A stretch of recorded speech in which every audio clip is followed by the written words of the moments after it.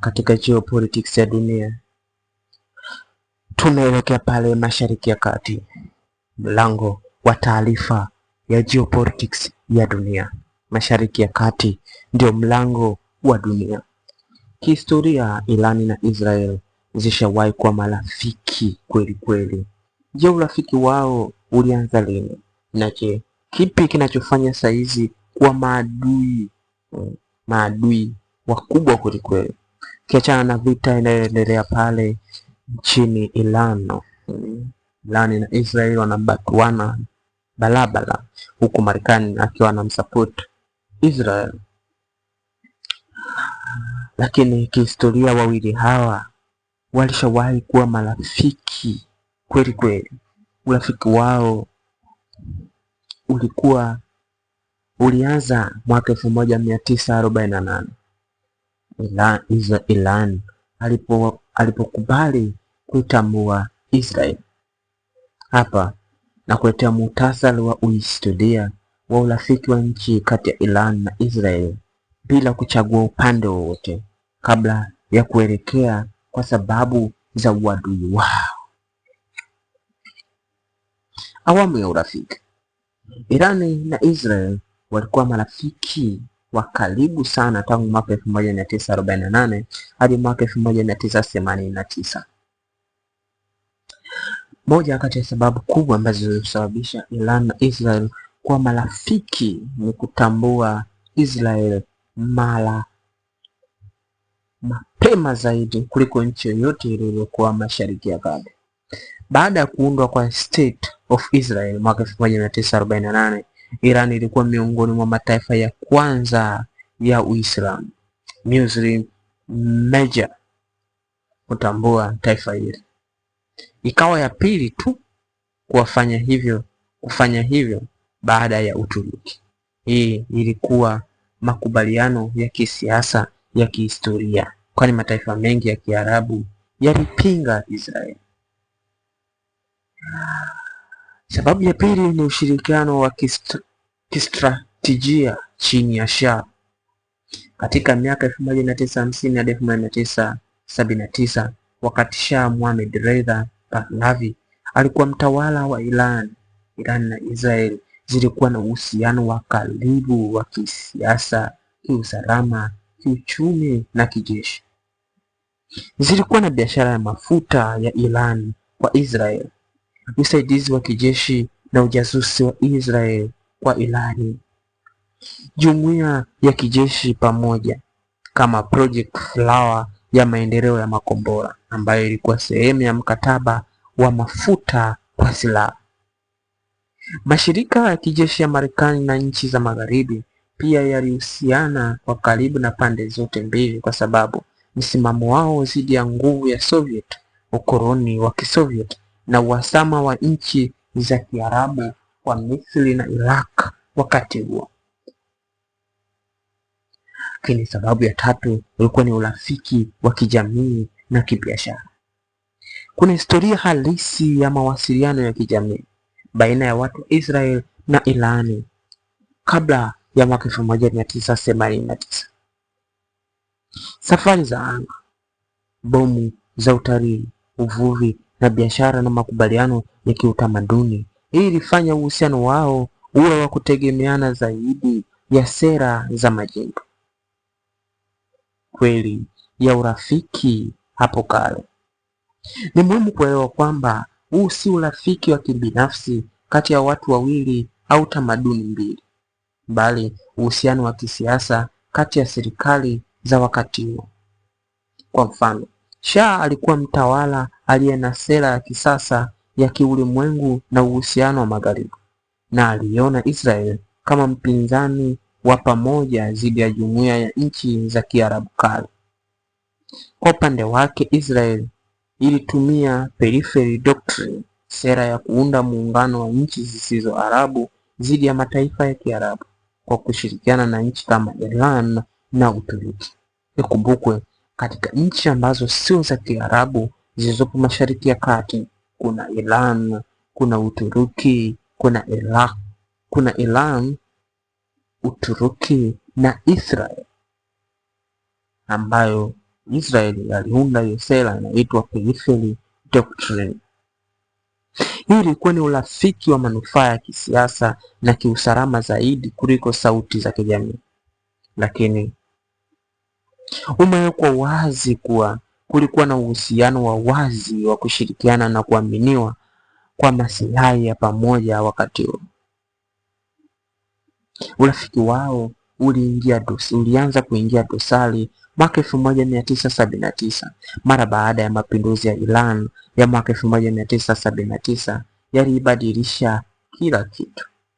Shah aliondoka madarakani na kiongozi mpya wa kidini Ayatollah Ruhollah Khomeini aliibuka na kupitisha sera inayosisitiza msimamo mkali dhidi ya Israeli. Nafasi hii ilileta mabadiliko makubwa ya kimataifa kwa mahusiano ya Iran. Baada ya hapa, chini ya serikali mpya ya Kiislamu ya Iran, diplomasia kati ya Iran na Israel ilikatika kabisa.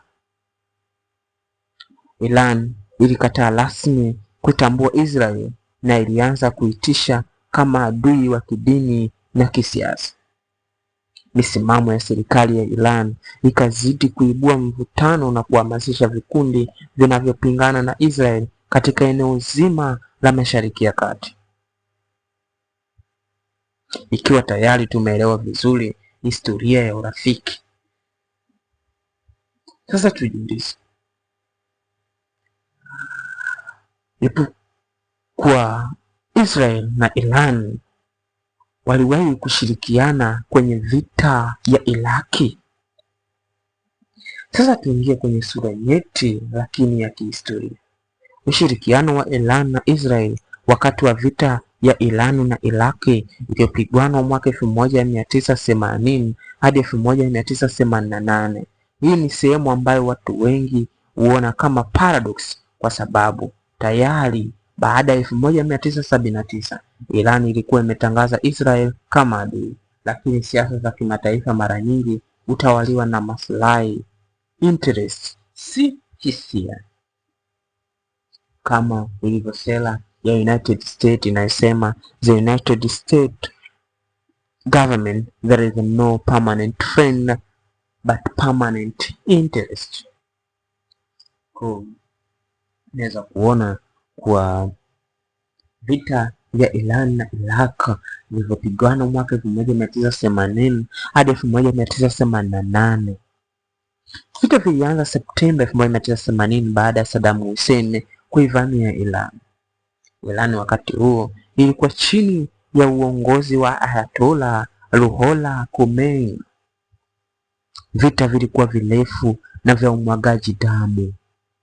Miaka 8 na nchi nyingi za Kiarabu pamoja na baadhi ya mataifa magharibi zilisaidia Iraq.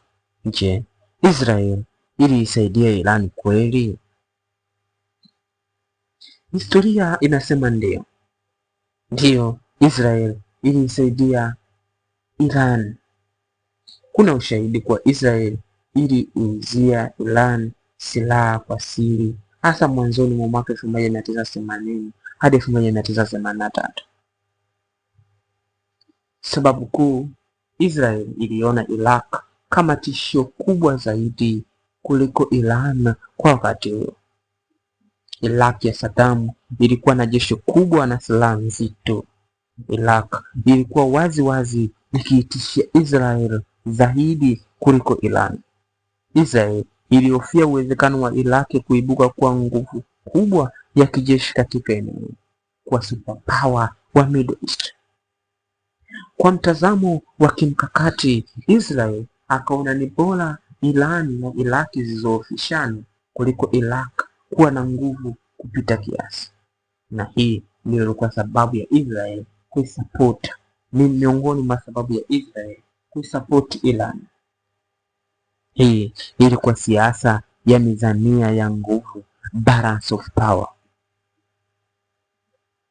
Iran katika vita ya Iran Iraq 1980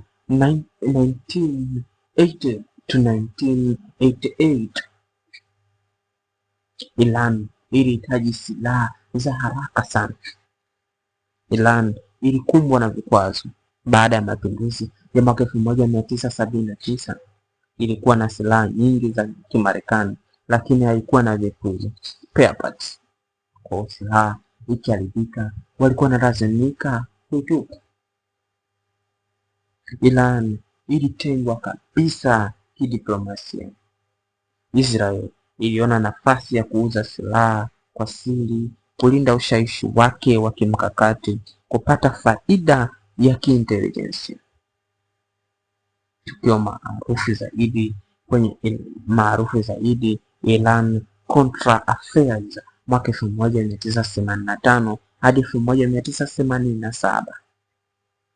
Hii ndio kashfa iliyotikisa dunia. Marekani chini ya Rais Ronald Reagan ilitumia Israel kama njia ya kupeleka silaha kwa Iran. Fedha zilizopatikana zilipelekwa kusaidia waasi wa Contra nchini Nicaragua kinyume na sheria za Marekani.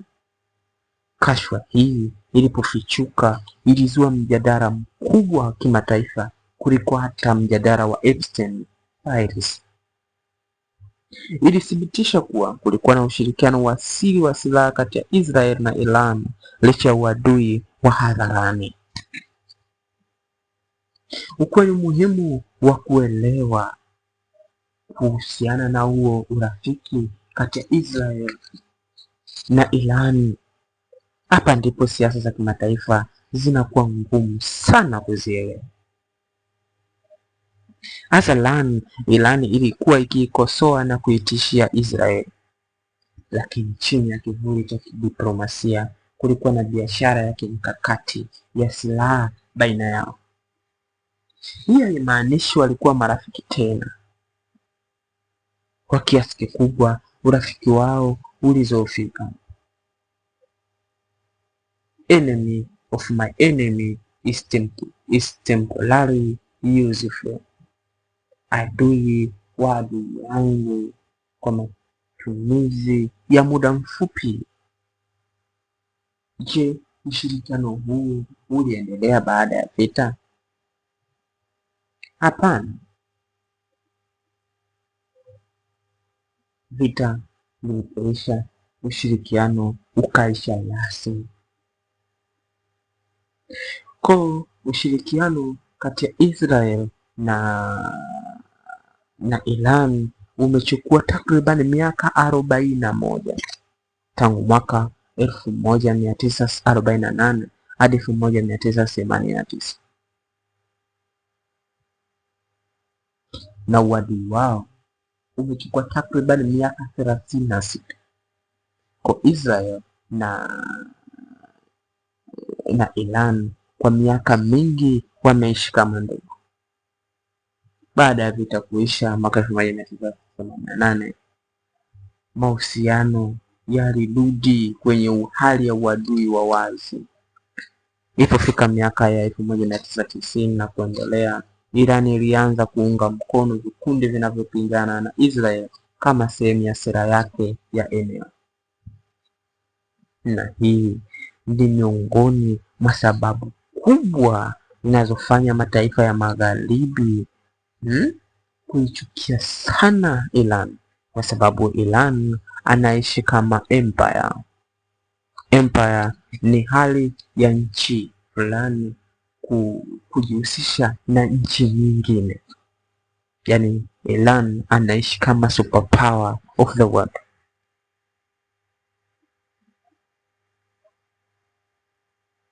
Nini kilitokea Ayatollah Ruhollah Khomeini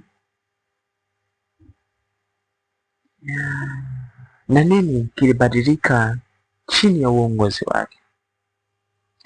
Ayatollah Ruhollah Khomeini aliyezaliwa mwaka 1902 hadi 1989 alipoweza kufariki.